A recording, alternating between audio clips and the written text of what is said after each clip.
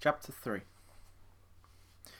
It is, indeed, highly unfortunate, and much to be regretted that at this stage of Orlando's career, when he played a most important part in the public life of his country, we have least information to go upon.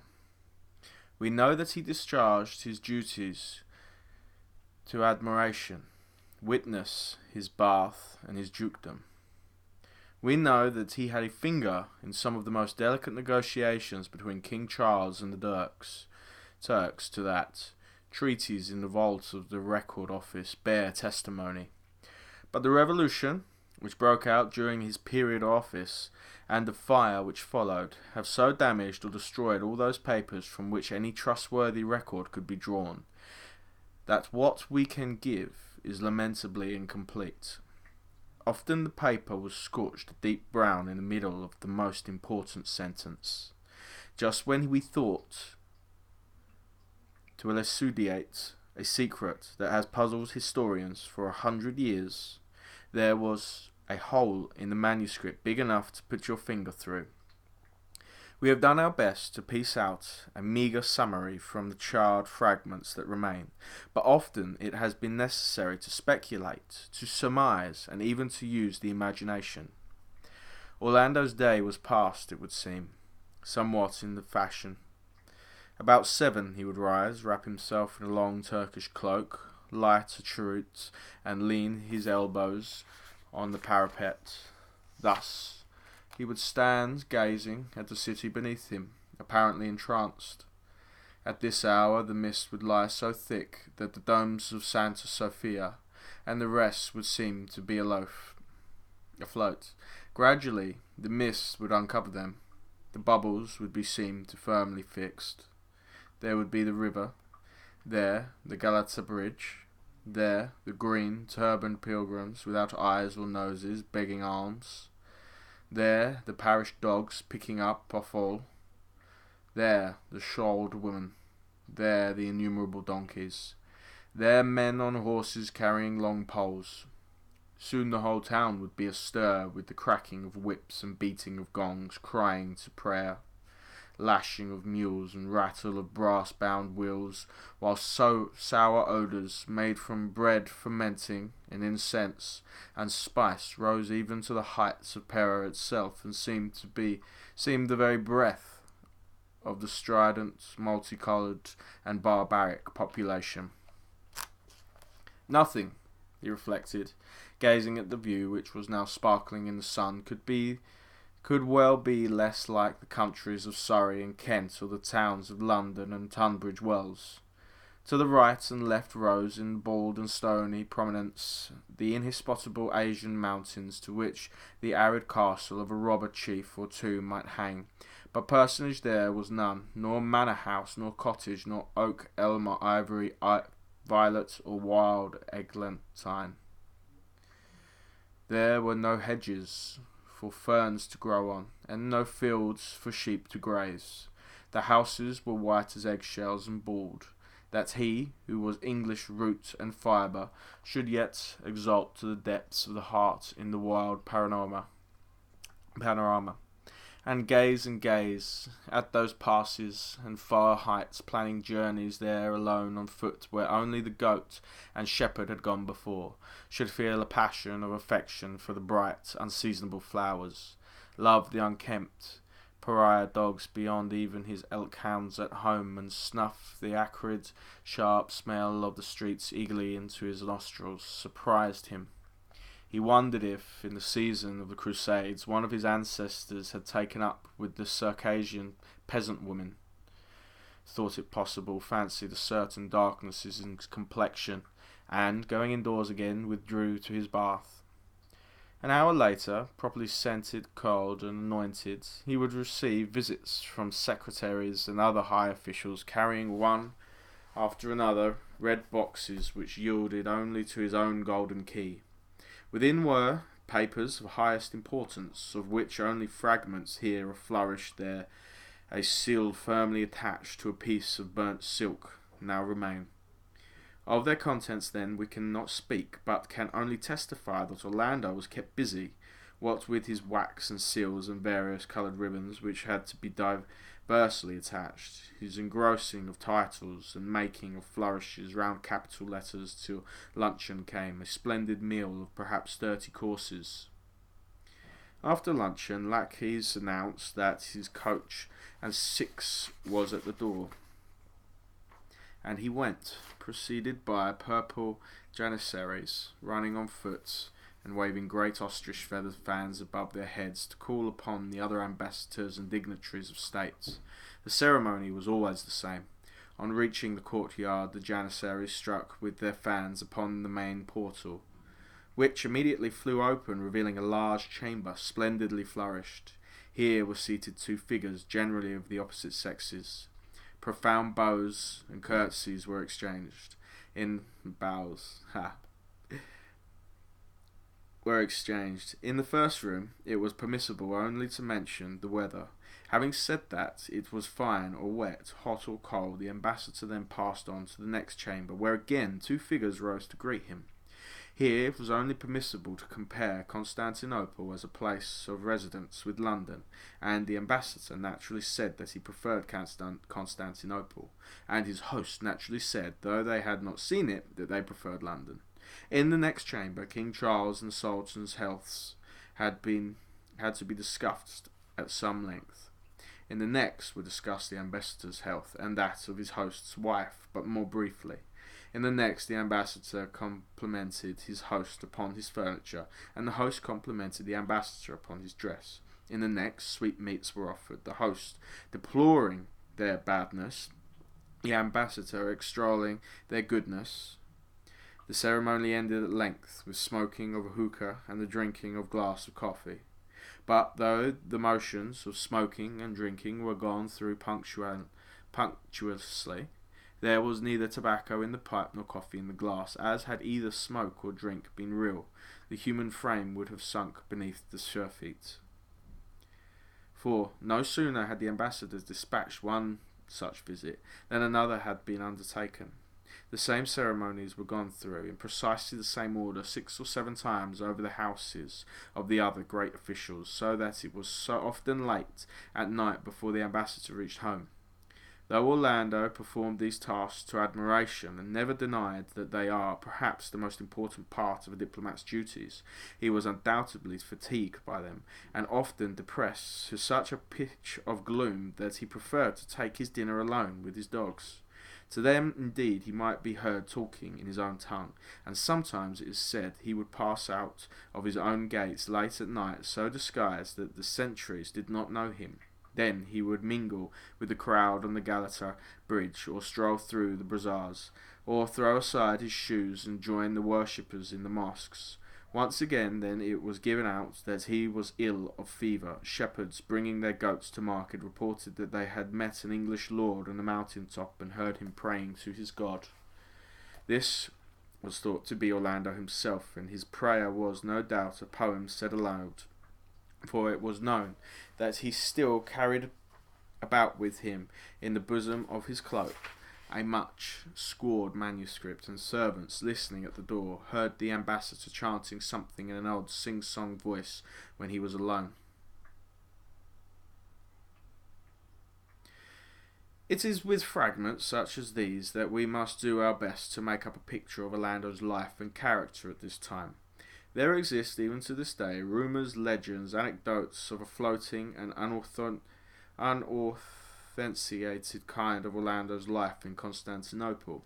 We have quoted but a few of them, which go on to prove that he possessed, now that he was in the prime of his life, the power to stir the fancy and rivet the eye, which will keep memory green long after all that more durable qualities can do to preserve it is forgotten.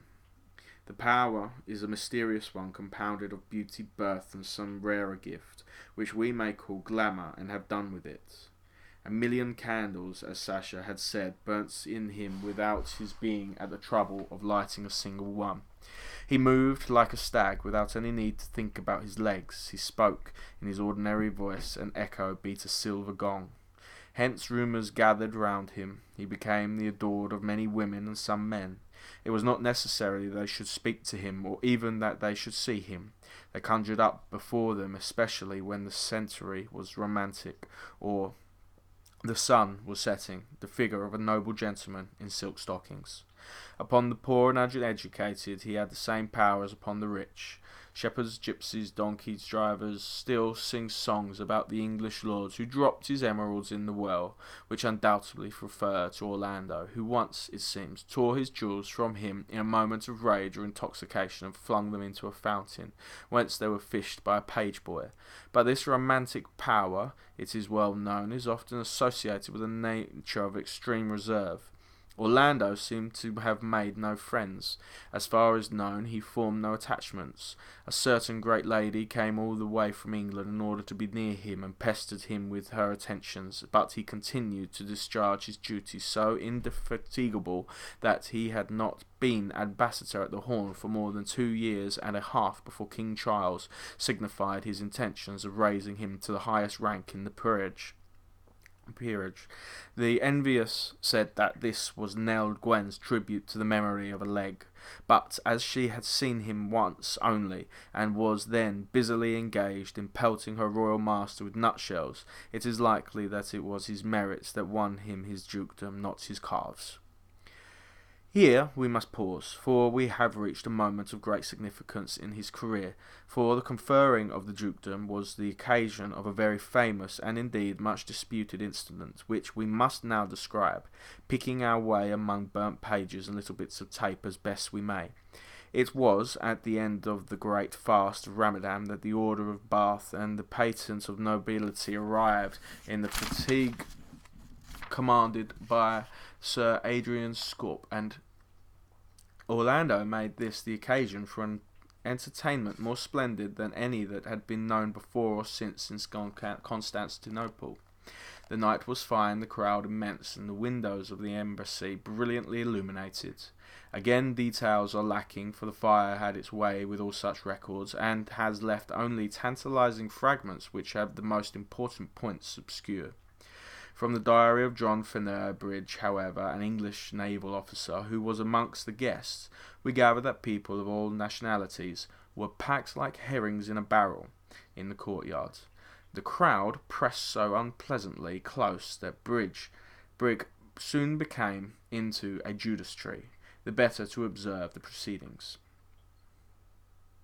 The rumour had got about among the natives, and here is additional proof of Orlando's mysterious power of the imagination, that some kind of miracle was to be performed. Thus, writes Brig, but this manuscript is full of burns and holes, and some sentences being quite illegible. When the rockets began to soar into the air, there was considerable uneasiness amongst us lest the native population should be seized, fraught with unpleasant consequences to all. English ladies in the company, I own that my hand went to my cutlass. Happily, he continues, in his somewhat long-winded style, these fears seemed for the moment groundless, and, observing the demeanour of the natives, I came to the conclusion that this demonstration of our skill in the art of pyrotechny was valuable, if only because it impressed upon them the superiority of the British. Indeed, the sight was one of indescribable magnificence. I found myself alternatively praising the Lord that he had permitted, and wishing that my poor dear mother, by the ambassador's order, the long windows which are so imposing a feature of Eastern architecture, for though ignorant in many ways, were thrown wide, and within we could see a tableau vivant or theatrical display in which English ladies and gentlemen represented a masque, the work of one. The words were inaudible, but the sight of so many of our countrymen and women dressed with the highest elegance and distinction moved me to emotions of which I am certainly not ashamed, though unable. I was intent upon observing the astonishing conduct of Lady, which was of the nature to fasten the eyes of all upon her, and to bring discredit upon her sex and country, when, unfortunately, a branch of the Judas tree broke. Lieutenant Brig fell to the ground, and the rest of the entry records only his gratitude to Providence, who plays a very large part in the diary, and the exact nature of his injuries. Happily, Miss Penelope Hartop, daughter of the general of that name, saw the scene from inside and carries on the tale in a letter, much defaced too, which ultimately reached a female friend at Tunbridge Wells. Miss Penelope was no less lavish in her enthusiasm than the gallant officer. "Ravishing," she exclaims 10 times on one page. "Wondrous, utterly beyond description. Gold plate, candelabras, negroes in plush breeches, pyramid of ice, fountains of negus, jellies made to represent His Majesty's ships, swans to represent water lilies, birds in golden cages, gentlemen in slash crimson velvet, ladies head-dressed at least 6 foot high, musical boxes." Mr. Peregrine said, "I looked quite lovely, which I only repeat to you, my dearest, because I know, oh, how I longed for you all, surpassing anything we have seen at the Penellities. Oceans to drink, some gentlemen overcome. Lady Betty ravishing. Poor Lady Bonham made the unfortunate mistake of sitting down without a chair behind her. Gentlemen, all very gallant. Wished 1,000 times for you and dearest Betsy. But the sight of all others, the cynosure of our eyes, as all admitted, for none could be so vile to deny it, was the ambassador himself. Such a leg, such a countenance, such princely manners. To see him come into the room, to see him go out again, and something interesting in the expression which makes one feel, one scarcely knows why, that he has suffered. They say a lady was the cause of it. The heartless monster! How can one of the reputed tender sex have had the effrontery? He is unmarried, and half the ladies in this place are wild for love of him. 1,000 kisses to Tom, Jerry, Peter, and dearest Mew, presumably her cat." From the Gazette of the time, we gather that, as the clock struck 12, the ambassador appeared on the centre balcony, which was hung with priceless rugs. 6 Turks of the Imperial Bodyguard, each over 6 foot in height, held torches in his right and left. Rockets rose in the air at his appearance, and a great shout went up from the people, which the ambassador acknowledged, bowing deeply, and speaking a few words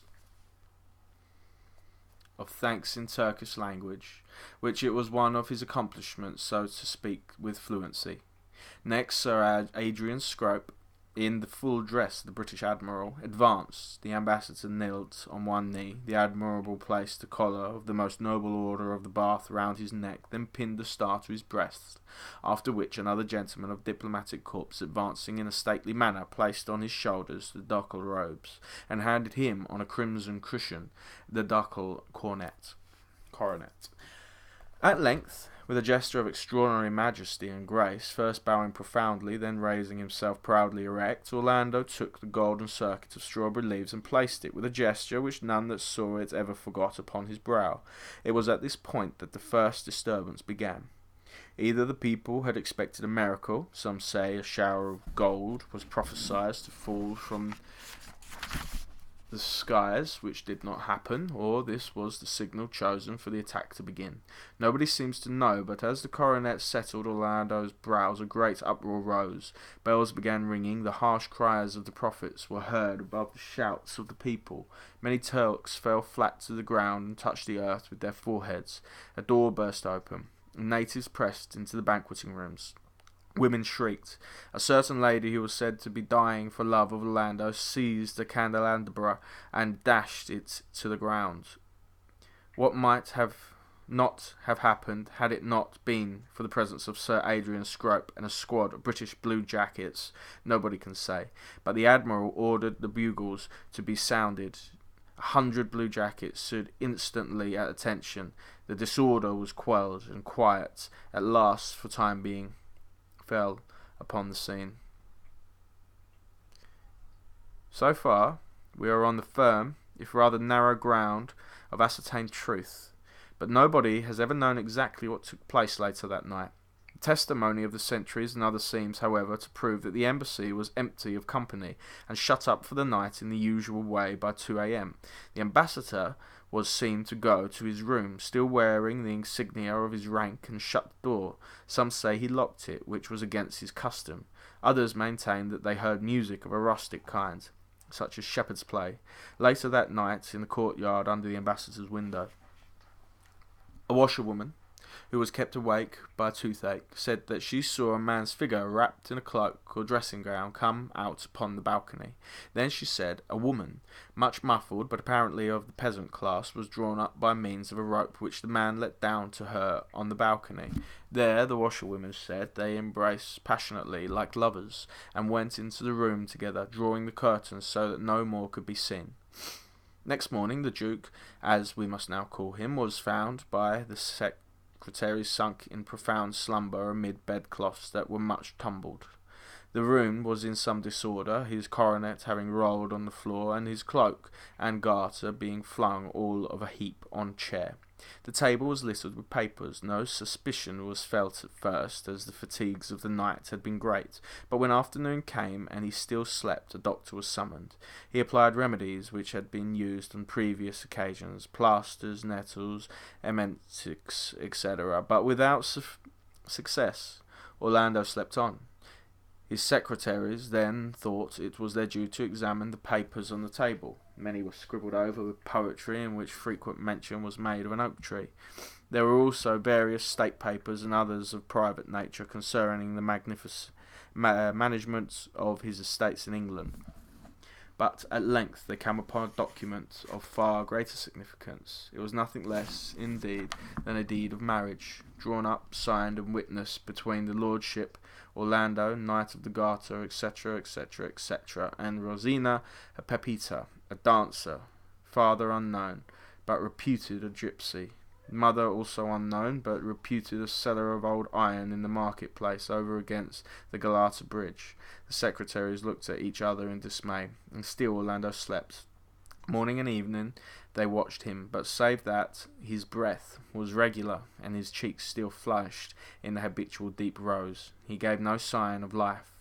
Whatever science or ingenuity could do to awaken him they did, but still he slept. On the 7th day of his trance, Thursday, May 10th, the first shot was fired of that terrible and bloody insurrection of which Lieutenant Brigg had detected the first symptoms. The Turks rose against the Sultan, set fire to the town, and put every foreigner they could find, either to the sword or to the bastirito. A few English managed to escape, but, as might have been expected, the gentlemen of the British Embassy preferred to die in defence of their red boxes, or, in extreme cases, to swallow bunches of keys rather than let them fall into the hands of the infidel. The rioters broke into Orlando's room, but seeing him stretched to all appearances dead, they left him untouched, and only robbed him of his coronet and the robes of the garter. And now again obscurity descends, and would indeed that it were deeper. Would we almost have it in our hearts to exclaim that it were so deep that we could see nothing whatsoever through its opacity. Would that we might here take the pen and write finis to our work. Would that we might spare the reader what it is come, and say to him in so many words, Orlando died and was buried. But here, alas, truth, candour, and honesty, the austere gods who keep watch and ward by the inkpot of the biographer, cry no. Putting their silver trumpets to the lips, they demand in one blast, truth, and again they cry truth, and sounded yet a third time in concert they peal forward, the truth and nothing but the truth. At which, heaven be praised, for it affords us a breathing space, the doors gently open, as if a breath of the gentlest and holiest zephyr had wafted them apart, and three figures enter. First comes Our Lady of Purity, whose brows are bound with fillets of the whitest lamb's wool, whose hair is as an avalanche of the driven snow, and in whose hand reposes the white quill of a virgin goose. Following her, but with a statelier step, comes the Lady of Chastity, on whose brow is set like a turret of burning, but unwasting fire, a diadem of icicles. Her eyes are pure stars, and her fingers, if they touch you, freeze you to the bone. Close behind her, sheltering indeed in the shadow of her more stately sisters, comes the Lady of Modesty, frailest and fairest of the three, whose face is only shown as the young moon shows when it is thin and sickle-shaped and half hidden among the clouds. Each advances towards the centre of the room where Orlando still lies sleeping, with gestures at once appealing and commanding. Our Lady of Purity speaks first. I am the guardian of the sleeping fawn. The snow is dear to me, and the moon rising, and the silver sea. With my robes I cover the spectacled hen's eggs and the brindled seashell. I cover vice and poverty. On all things frail or dark or doubtful my veil descends. Wherefore speak not, reveal not, spare, oh spare. Hear the trumpets peal forth. Purity, avaunt! Begone, purity! Then Our Lady of Chastity speaks. I am she whose touch freezes and whose glance turns to stone. I have stayed the star in the dancing and the wave as it falls. The highest Alps are my dwelling place, and when I walk the lightning flashes in my hair. Where my eyes fall they kill. Rather than let Orlando wake, I will freeze him to the bone. Spare, oh spare! Hear the trumpets peal forth. Chastity, avaunt! Begone, chastity! Then Our Lady of Modesty speaks, so low that one can hardly hear. I am she that men call Modesty. Virgin I am, and ever shall be. Not for me the fruitful fields and the fertile vineyard. Increase is odious to me. And when the apple burgeon or the flocks breed, I run. I let my mantle fall. My hair covers my eyes. I do not see. Spare, oh spare. Again the trumpets peal forth. Modesty, avaunt! Begone, modesty!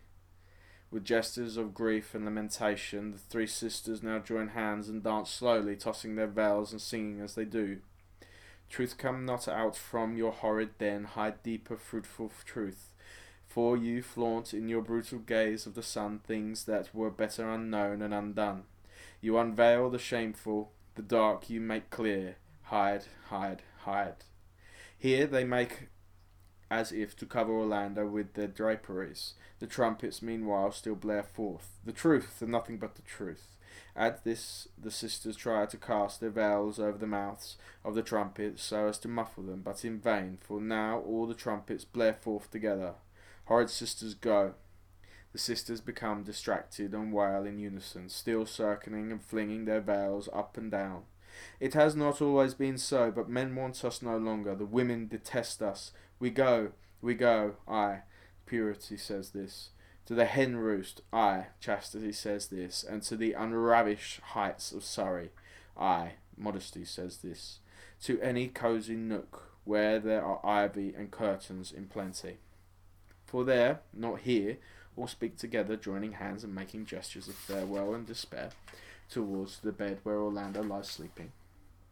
Dwell still in nests and boudoir, office and law court, those who love us, those who honour us, virgins and city men, lawyers and doctors, who prohibit those who deny, and whose reverence without knowing why, those who praise without understanding, the still very numerous, heaven be praised, tribe of the respectable, who prefer to see not, desire to know not, love the darkness, those still worship us, and with reason, for we have given them wealth, prosperity, comfort, ease. To them we go, you we leave.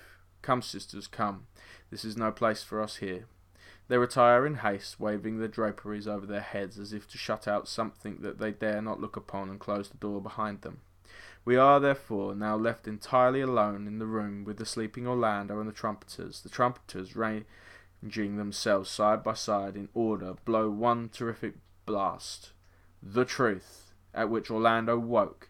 He stretched himself, he rose, he stood upright in complete nakedness before us, and while the trumpets pealed truth, truth, truth, we have no choice left but to confess he was a woman.